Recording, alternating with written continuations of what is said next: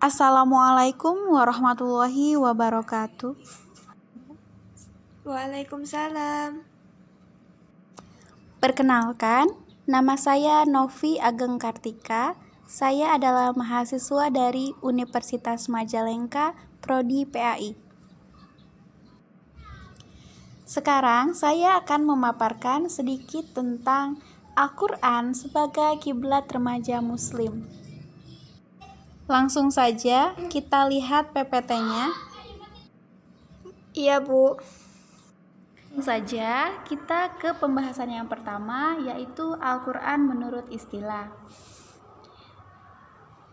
Al-Quran menurut istilah adalah firman Allah Subhanahu wa Ta'ala yang disampaikan oleh malaikat Jibril dengan redaksi langsung dari Allah Subhanahu wa Ta'ala kepada Nabi Muhammad SAW dan yang diterima oleh umat Islam dari generasi ke generasi tanpa adanya perubahan. Kemudian yang selanjutnya adalah Al-Quran secara bahasa. Nah, Al-Quran secara bahasa ialah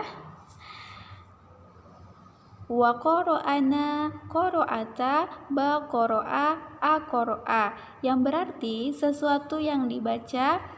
Nah, arti ini mempunyai makna anjuran kepada umat Islam untuk membaca Al-Quran. Al-Quran juga bentuk masdar dari al-qoro'ata yang berarti menghimpun atau mengumpulkan. Dikatakan demikian sebab seolah-olah Al-Quran menghimpun beberapa huruf kata dan kalimat secara tertib sehingga tersusun rapi dan benar. Kemudian yang selanjutnya adalah fungsi Al-Quran dalam agama Islam. Nah, ada beberapa fungsi. Yang pertama adalah al-huda atau sebagai petunjuk. Dalam Al-Quran ada 3 posisi Al-Quran yang fungsinya sebagai petunjuk. Al-Quran menjadi petunjuk bagi manusia secara umum, petunjuk bagi orang-orang yang bertakwa, dan petunjuk bagi orang-orang yang beriman. Selanjutnya adalah Al-Furqan atau pemisah. Nah, fungsi Al-Quran sebagai pemisah adalah dapat memisahkan antara yang baik dan yang batil atau antara yang benar dan yang salah. Di dalam Al-Quran dijelaskan beberapa hal mengenai yang boleh dilakukan atau yang baik dan yang tidak boleh dilakukan atau yang buruk gitu. Jadi dalam Al-Quran ini sudah ada yang baik yang gimana, yang gak boleh dilakukan yang seperti apa. Nah, semua itu ada di dalam Al-Quran. Kemudian yang ketiga adalah asyifa atau sebagai obat. Nah, Al-Quran bisa menjadi obat penyakit mental di mana membaca Al-Quran dan mengamalkannya. Nah, siapa yang mengamalkan dan membaca Al-Quran ini dapat terhindar dari berbagai penyakit hati atau mental. Meskipun Al-Quran hanya sebatas tulisan saja, namun pembacanya dapat memberikan pencerahan bagi setiap orang yang beriman. Kemudian yang keempat adalah sebagai nasihat atau al-mau'izah. Di dalam Al-Quran terdapat banyak pengajaran, nasihat-nasihat, peringatan tentang kehidupan bagi orang-orang yang bertakwa. Nah, yang tentu saja berjalan di jalan yang lurus, di jalan Allah. Nah, nasihat yang terdapat dari dalam Al-Quran biasanya berkaitan dengan sebuah peristiwa atau kejadian yang dijadikan pelajaran bagi orang-orang di masa sekarang atau di masa setelahnya. Selanjutnya adalah fungsi Al-Quran bagi kehidupan manusia. Nah, fungsi Al-Quran bagi kehidupan manusia adalah yang pertama, sebagai petunjuk jalan yang lurus. Kenapa? Karena Al-Quran ini memberikan petunjuk agar umat manusia dapat terus berjalan di jalan yang lurus.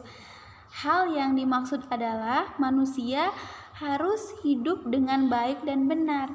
atau dalam istilahnya adalah di jalan yang lurus. Di dalam Al-Quran sudah dijelaskan mana yang salah dan mana yang benar, serta peringatan-peringatan agar terus bertakwa kepada Allah Subhanahu wa Ta'ala. Fungsi yang kedua adalah merupakan mukjizat bagi Nabi Muhammad SAW. Nah, Al-Quran ini merupakan mukjizat yang diberikan kepada Nabi Muhammad SAW. Berbeda dengan nabi-nabi lainnya yang diberikan mukjizat seperti berbicara dengan binatang, menyembuhkan penyakit, dan lain sebagainya. Nah, Al-Quran adalah sumber dari segala sumber. Jadi hukum dan penyempurnaan dari kitab-kitab yang terdahulu gitu. Kemudian yang ketiga adalah menjelaskan kepribadian manusia. Fungsi Al-Quran yang ini adalah menjelaskan kepribadian manusia dibandingkan dengan makhluk lainnya yang ada di bumi. Manusia adalah makhluk yang diberikan akal, bisa membedakan baik dan buruk, dan membuatnya berbeda dengan binatang yang sama-sama diciptakan oleh Allah. Dengan binatang yang lain itu berbeda. Kemudian yang keempat merupakan penyempurna bagi kitab-kitab sebelumnya. Nah, sebelum Al-Quran ini ada beberapa kitab yang Allah turunkan kepada para nabi seperti Injil, Taurat, dan Zabur. Kitab-kitab Allah sebelumnya ini ditunjukkan hanya kepada umat pada zaman tersebut saja, berbeda dengan Al-Quran yang digunakan sampai akhir zaman. Yang selanjutnya, fungsi yang kelima adalah menjelaskan masalah yang pernah diperselisihkan umat sebelumnya. Di dalam Al-Quran terdapat cerita-cerita dari masa lalu yang kemudian berdasarkan kisah umat terdahulu kita bisa belajar agar tidak mengulangi kesalahan yang pernah mereka buat sebelumnya. Nah, jadi kita bisa belajar lewat sejarah yang ada di dalam Al-Quran tersebut. Kemudian yang keenam adalah Al-Quran memantapkan iman Islam. Dengan membaca Al-Quran, mempelajarinya, dan mengamalkannya, kita bisa memantapkan iman kita. Isi Al-Quran akan membuat kita semakin yakin bahwa agama Islam adalah agama yang memang harus dianut. Kemudian fungsi yang ketujuh adalah tuntunan dan hukum untuk menjalani kehidupan. Al-Quran ini berisi tentang hukum dan juga tuntunan manusia dalam menjalani kehidupan di dunia. Di dalam Al-Quran ini mengatur bagaimana tentang berhubungan dengan orang lain, berdagang, warisan, zakat, dan masih banyak lagi.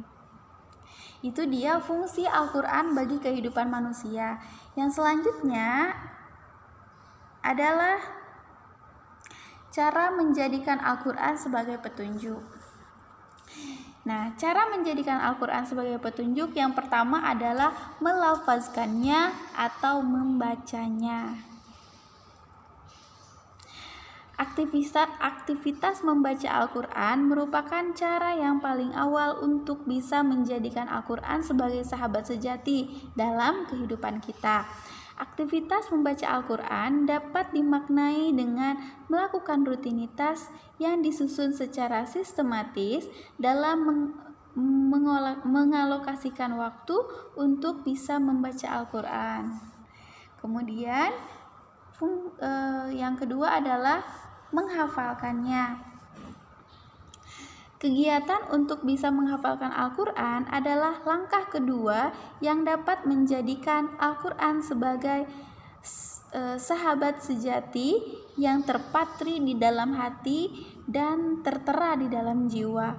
Sebagai sebuah kitab suci yang dijadikan pedoman hidup, ternyata Al-Quran merupakan salah satunya kitab suci yang mudah dihafal di antara kitab samawi lainnya. Jadi Al-Quran ini merupakan kitab yang paling mudah dihafal di antara kitab samawi lainnya. Kemudian yang ketiga adalah mentadaburinya. Langkah ketiga ini untuk bisa menjadikan Al-Quran sebagai sahabat sejati kita di dalam kehidupan adalah dengan berusaha untuk memahami dan mentadaburinya. Imam Jalaluddin As-Suyuti dalam kitabnya Al-Itqan fi Al-Quran menuliskan bahwa disunatkan membaca Al-Quran dengan tadabur atau berusaha merenungkan kandungan atau maknanya, dan tafahum yaitu berusaha memahami kedudukan maknanya. Dan yang keempat adalah mengamalkannya. Nah, langkah yang pamungkas, langkah yang terakhir yang harus dipastikan untuk bisa bersahabat dengan Al-Quran adalah berusaha untuk mengamalkan setiap ayat yang dikandung di dalamnya. Itu dia cara menjadikan Al-Quran sebagai petunjuk ya, atau menjadikan Al-Quran ini sebagai sahabat sejati bagi kita. Nah, kenapa kita harus menjadikan Al-Quran sebagai petunjuk di dalam hidup kita, supaya hidup kita bisa tertuntun gitu. Kalau misalkan nih kita belok sedikit atau kita melakukan kesalahan sedikit, nah di dalam Al-Quran ini dengan membacanya gitu, dengan mengamalkannya, insya Allah kita jalan yang belok itu bisa lurus kembali. Seperti itu. Sekian yang bisa saya paparkan, kurang lebihnya saya mohon maaf. Wabillahi taufiq wal hidayah. Wassalamualaikum warahmatullahi wabarakatuh. Waalaikumsalam.